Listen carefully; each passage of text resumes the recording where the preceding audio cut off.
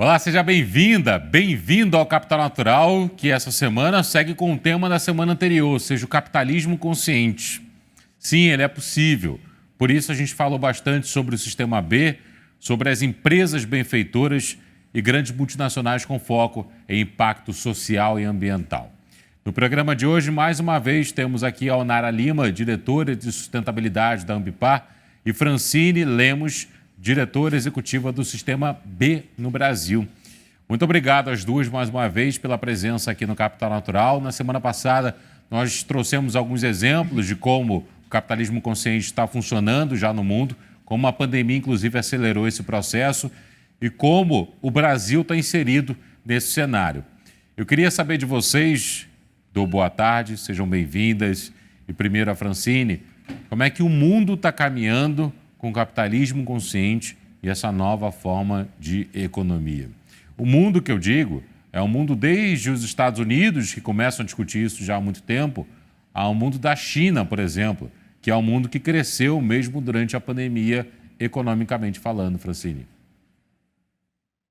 Olá, mais uma vez obrigada por estar aqui com vocês. Acho que o mundo tem caminhado, mas a gente tem muito trabalho pela frente. Não é à toa que temos chamado essa década de década da ação. A gente já perdeu muito tempo num sistema econômico que não faz sentido. Acho que a pandemia, como a gente falou na semana passada, acelerou muito e evidenciou questões muito relevantes do nosso tempo. A gente vive uma crise climática, a gente tem aquecimento e isso acaba gerando migrações. Temos um vírus aí que nada mais talvez seja o primeiro de muitos que a nossa geração ainda vai enfrentar, além de toda a desigualdade, né? A gente já viu alguns dados que 1% do planeta, né, 1% das pessoas do planeta tem a renda de metade da população, ou seja, a gente vive um momento e um contexto que não é favorável. Então, a gente precisa acelerar e não é à toa que grandes lideranças mundiais estão olhando e estão pensando para isso e acreditando que, sim, os negócios têm não só o poder, mas assim, tem a potência de gerar uma transformação e a gente precisa acelerar essa transformação em direção ao sistema econômico mais inclusivo, igualitário e regenerativo para todas as pessoas. A gente tem avanços relevantes quando a gente olha para a Europa, com o Green New Deal, então pós-crise, a gente está vendo uma injeção de dinheiro no final, numa retomada verde, como a gente diz. Isso é algo que nos deixa felizes, mais tranquilos. Com o novo governo dos Estados Unidos, tem uma repactuação do Acordo de Paris, então o mundo está caminhando e o mundo está olhando muito para essas questões e a gente sente que tem parte do empresariado que está, sim, elevando a barra e que já entendeu que não adianta eu minimizar meus impactos e eu preciso, sim, olhar para como, por meio do meu negócio, eu gero impacto positivo, seja ele social, seja ele ambiental. Mas a gente tem muito trabalho pela frente, como eu disse, é década da ação. Inclusive, foi exatamente isso que disse Biden quando assumiu os Estados Unidos, em janeiro agora de 2021, e logo no primeiro dia assinou a volta dos Estados Unidos ao Acordo de Paris, que havia sido deixado de lado por parte de Donald Trump. Temos muito trabalho pela frente, precisamos acelerar esse processo também. Onara, vocês estão presentes em 15 países. Como é que funciona a divisão da Ambipar nesses 15 países e quais as particularidades que eles podem apresentar? Exatamente, a Ambipar está com essa atuação bem disseminada. A nossa principal atuação a nível mundial, ela trata-se do setor de resposta a emergências.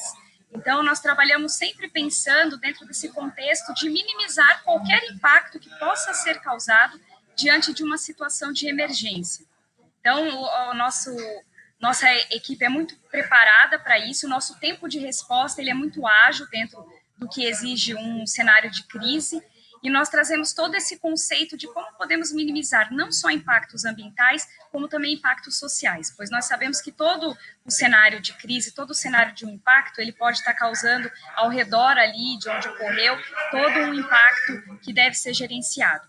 Então, a Ambipar ela tem essa visão, nós trabalhamos muito dentro do conceito da economia regenerativa, e aí, para isso, nós trazemos o conceito da economia circular, onde nós entendemos que todo produto ele tem o seu valor e ele pode estar retornando como um novo produto ou se transformando como uma matéria-prima dentro do próprio processo.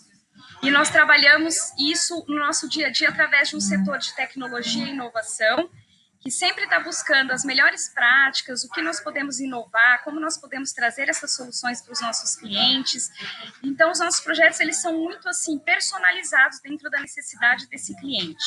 Nós nunca trazemos uma proposta de solução pronta. Nós olhamos dentro desse cliente toda a cadeia produtiva dele, em que momento a Ambipar pode trazer as soluções e complementar com a melhor performance dentro do ESG como um todo.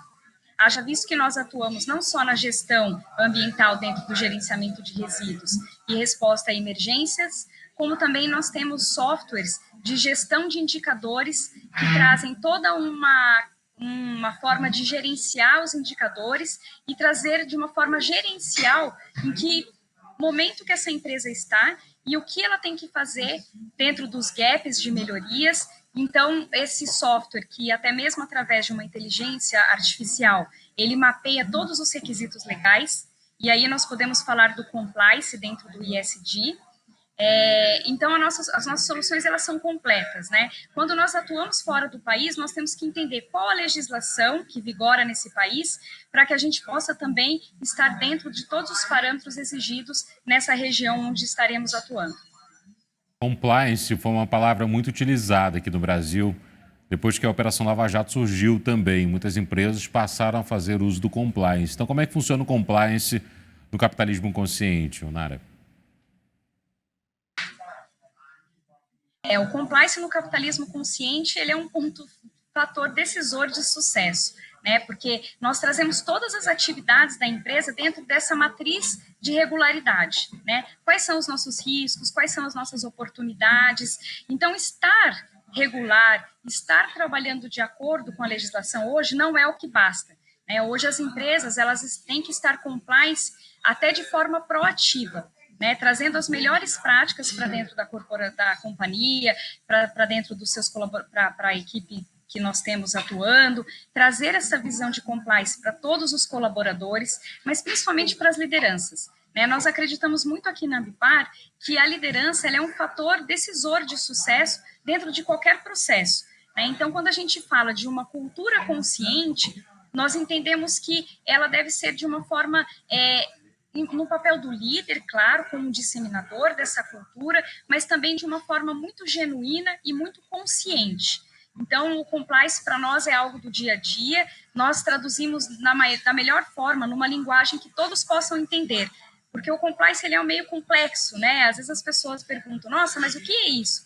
E a gente costuma traduzir de uma forma que todas as esferas da empresa possam entender a nossa atuação dentro desse compliance e para que elas possam também exercitar isso dentro das suas atividades. Porque isso aí tem que ser disseminado de uma forma generalizada dentro de uma companhia. Não existe compliance pensando só em alto escalão. O compliance ele tem que ser disseminado para todos os níveis dentro da companhia para que ele possa ser efetivo.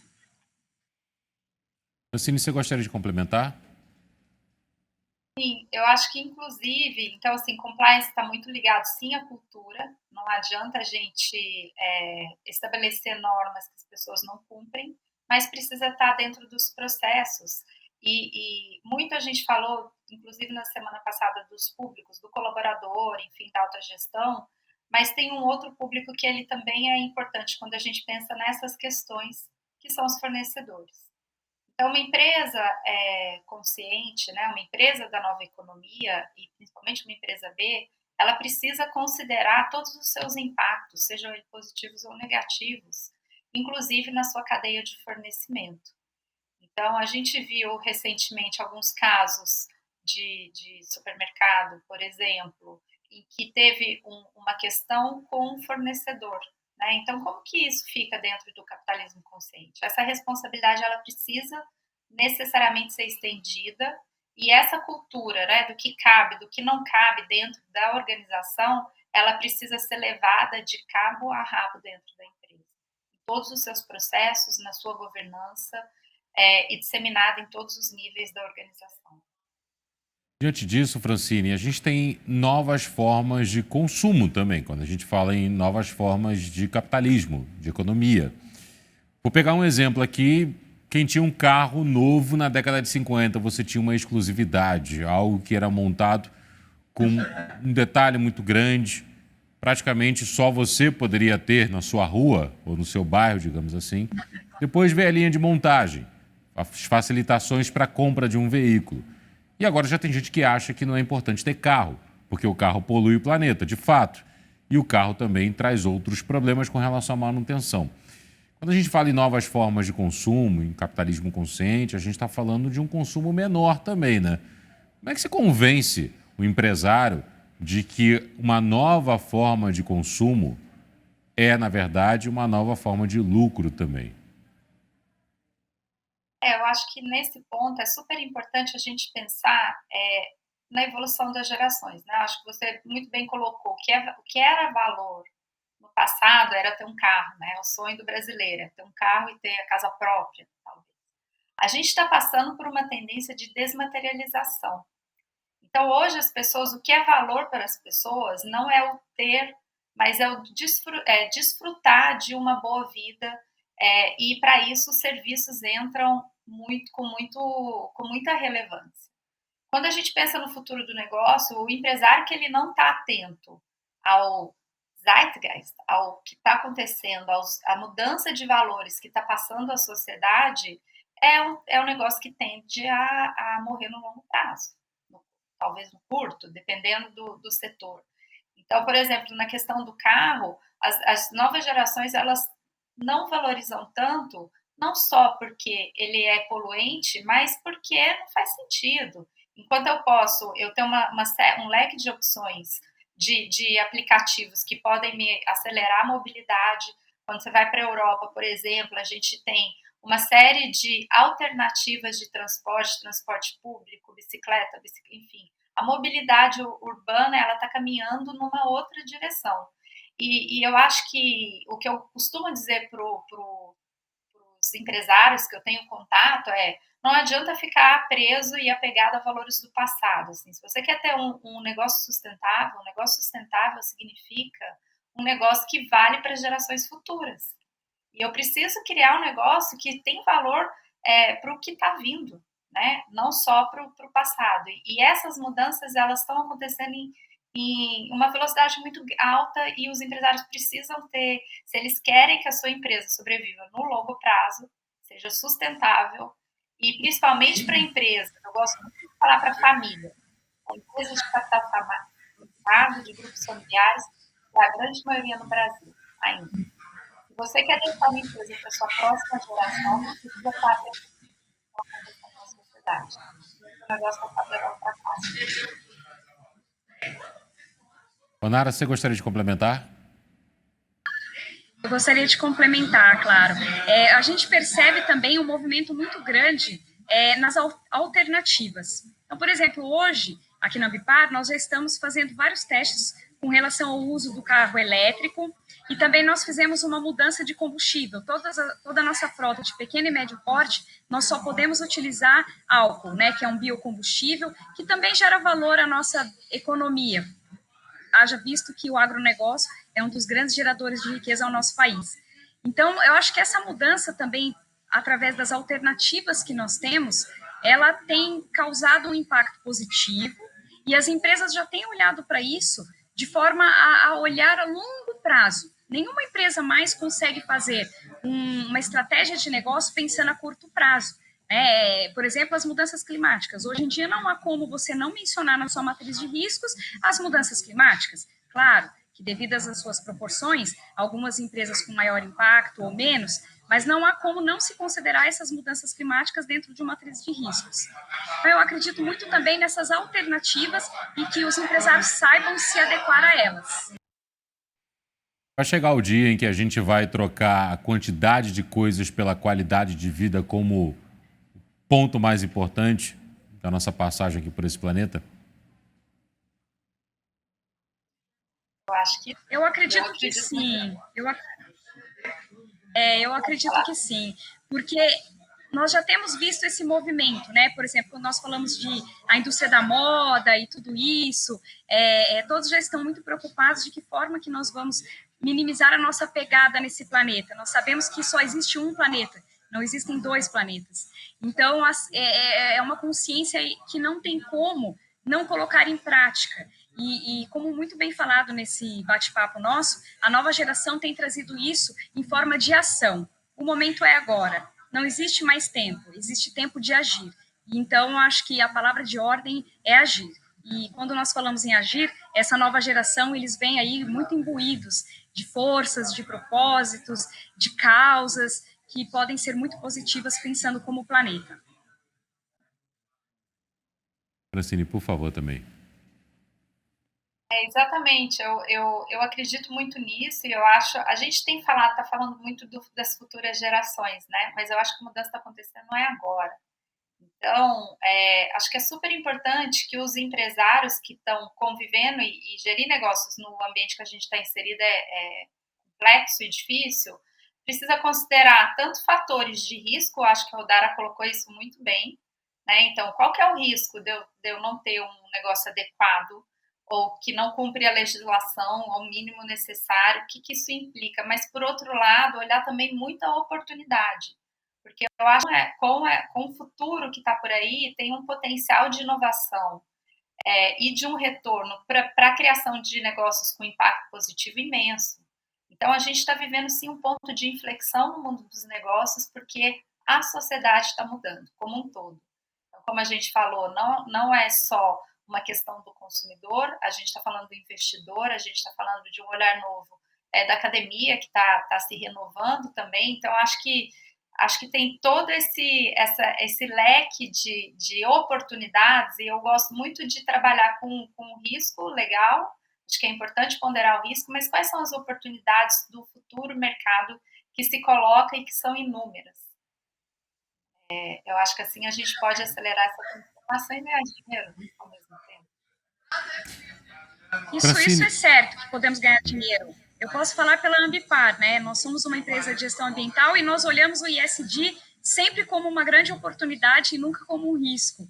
Então, dentro das nossas estratégias e tudo mais, o ISD é sempre um fator aí que a gente coloca na conta, né? A gente tem acompanhado esse movimento, onde as empresas têm se empenhado, têm se comprometido, nós temos aí diversas formas de controlar e materializar, e a Ambipar, ela tem olhado todo esse movimento como uma oportunidade de negócio.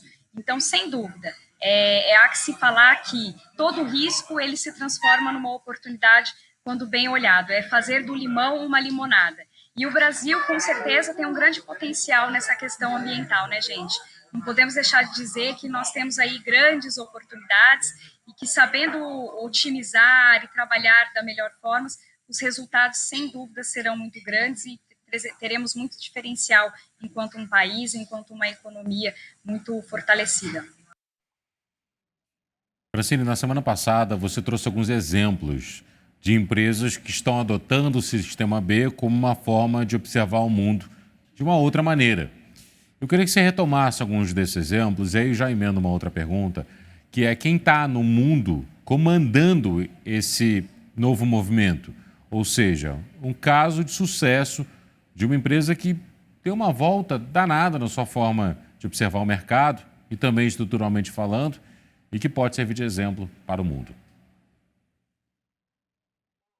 Tenho 180 lindos exemplos dentro de casa, né, que são empresas B. Eu queria falar um pouco do que é ser uma empresa B, né? Uma empresa B, para ela se tornar B, ela passa por um processo longo de certificação, de verificação de todas as suas métricas socioambientais e de governança. Então, quando uma empresa ela aplica para se tornar uma empresa B, é mais do que um certificado, ela ganha uma grande ferramenta de mensuração de impacto. A gente falou muito na semana passada do que é capitalismo de stakeholders. E qual que é o caminho? Como fazer isso? O Sistema B, por exemplo, oferece uma ferramenta que é gratuita, online e confidencial, que qualquer empresa pode utilizar, chama B Impact Assessment, que considera dentro da empresa 5 aspectos principais. Então, o primeiro deles, governança. Então, como que a empresa está comprometida dentro da sua governança em gerar um impacto positivo, e com transparência e com reporte, por exemplo. Como ela cuida dos seus colaboradores, é uma empresa diversa, é uma empresa que tem políticas que geram valor compartilhado. Como a empresa olha, o terceiro pilar, para a sua comunidade de entorno, para a sua cadeia de fornecimento, né, indo além do seu muro, da sua empresa, e cuida da sua comunidade. O quarto pilar é meio ambiente. Por meio dos meus produtos, dos meus serviços, assim, qual que é a eficiência da minha operação em minimizar o que eu gero de dano e maximizar o que eu gero de retorno para o meio ambiente. E, por fim, o meu modelo de negócios, né, o cliente. Como que o meu negócio, o meu produto, o meu serviço gera um impacto socioambiental positivo. Ou seja, para ser uma empresa B, ela olha a empresa de cabo a rabo, ela olha toda a sua operação, a gente olha toda a operação da empresa, e ela precisa ter práticas muito sustentáveis, por um lado, mas ter um modelo de negócio que gera um impacto positivo. E falando de exemplos, a gente tem inúmeros exemplos no Sistema B. Eu adoro citar os exemplos de modelo de negócio de impacto. Então, por exemplo, a gente tem a Vivenda, que é uma construtora, ela traz uma solução para um problema histórico no Brasil, que é de habitação, né? A gente tem um déficit habitacional gigante, oferece para a população de baixa renda moradia popular adequada, bonita, porque também a gente precisa falar sobre isso, né? Que traz o bem-estar a um preço muito justo. A gente tem, dentro do segmento de moda, por exemplo, uma Flávia Aranha, que está ressignificando toda a sua cadeia. A indústria da moda é uma das indústrias mais poluentes do mundo. Então, a gente precisa olhar desde o processo produtivo ao pós-consumo. Como que eu olho o tingimento, produz com tintas especiais que não agridem o meio ambiente? Como que eu emprego uma mão de obra que eu tenho um controle sobre ela e olho para suas condições de empregabilidade, né? A gente teve na indústria da moda vários casos de trabalho escravo e tudo mais. E o meu pós-consumo, como que eu gero menos resíduo depois que o meu produto está na rua. A Flávia Aranha é um exemplo de uma moda sustentável que está ressignificando um setor, um segmento de atuação com moda linda, além de tudo, né, que dá gosto, que tem clientes com muita exclusividade, enfim. E falando de bens de consumo, falei de serviços, a gente tem no ano passado, que teve o boom de ESG, acho que o maior pipe do Sistema B foi do mercado financeiro, mercado de capitais, então a gente tem desde gestoras de capital, bancos em processo de certificação, exemplo bom é o que não falta. A gente tem de chocolates a serviços, como eu falei, empresas buscando fazer melhor para o mundo. Ou seja, qualquer empresa tem um potencial para se tornar uma empresa B. Precisa ter esse olhar para impacto positivo. Gente, a gente vai ter um ano de 2021 de muitas mudanças e de um processo de retomada de alguns serviços. A vacinação já começa a ganhar contornos de massificação no mundo, os países estão adotando esse sistema de vacinação, há outras vacinas surgindo também, o que nos faz crer que talvez no segundo semestre de 2021 a gente possa ter um olhar já de uma nova forma de um mundo que vai caminhar sem precisar se fechar, como a gente está vivendo hoje em dia. Eu não gosto do termo novo normal, por isso que eu estou tentando achar palavras aqui para cobrir esse novo normal. Mas eu queria ouvir de vocês o que vocês acham que vai ser o mundo daqui para frente. Diga, Nara. Muito interessante você falar do novo normal. Eu penso como você. Eu tenho usado um novo melhor. Eu acredito que daqui para frente nós teremos um novo melhor. E isso só depende de cada um de nós, né? Como o nosso tema hoje foi muito voltado para o conceito do capitalismo consciente, eu não gostaria de finalizar sem deixar uma mensagem que eu acho que é uma mensagem muito simples, né?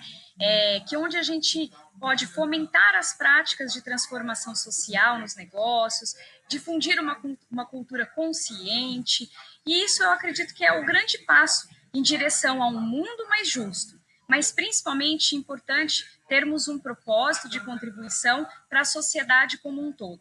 Então, acredito que essa é a mensagem, e claro que eu gosto de dizer, quando cada um faz a sua parte, o mundo se torna algo melhor, e o mundo é de todos, não existe o meu mundo ou o seu mundo. Quando falamos de planeta, só temos um, então precisamos cuidar dele e precisamos fazer isso o quanto antes e estarmos preparados para sermos cada dia seres humanos melhor e mais conscientes. Aí. Eu acho que não tem volta, né? A gente está reconstruindo os pilares da nossa sociedade. Eu acho que, de maneira geral, as pessoas passaram muito tempo em casa e teve um processo de introspecção que vai tá gerando uma transformação, seja no nível pessoal, seja no mundo dos negócios. E isso levou as pessoas, tem levado as pessoas a fazer novas escolhas, seja na forma como onde elas alocam seus recursos financeiros, né? Como elas consomem, como elas se alimentam, como elas se veem no mundo e se colocam, né? Que tipo de vida elas querem ter. Muitas empresas a gente tem visto que nem tem intenção de voltar a ter trabalho presencial todos os dias. Obviamente tem alguns setores que isso não é possível, mas a gente quebrou muitas barreiras durante essa pandemia, seja para o bem ou para o mal. E a gente emerge, a gente sai desse momento de sociedade de uma maneira muito diferente. Eu acho que isso, com certeza, vai transformar o mundo dos negócios. Assim. A gente teve uma digitalização forçada, então pessoas, mesmo de maior idade, que não estavam acostumadas a fazer compra digital, estão fazendo, né? Estão sendo obrigadas e estão se adaptando. E as empresas precisam se adaptar a isso. Então, a gente precisa renovar a forma como a gente vive no final do dia. Francine Lemos, diretora executiva do Sistema B no Brasil, e Onara Lima, diretora de sustentabilidade da Ambipar. Muito obrigado às duas pela presença aqui no Capital Natural. Até uma próxima oportunidade. Que bom ouvi-las e ver que há um mundo muito bacana às vezes e a gente não percebe. E é bom contar com vocês também para aprender um pouco sobre isso. Boa semana, viu? Obrigada. Uma ótima semana. E a você que nos acompanhou também, muito obrigado. Uma ótima semana pela frente. Continue se cuidando. E até o próximo sábado com Capital Natural. Tchau, gente.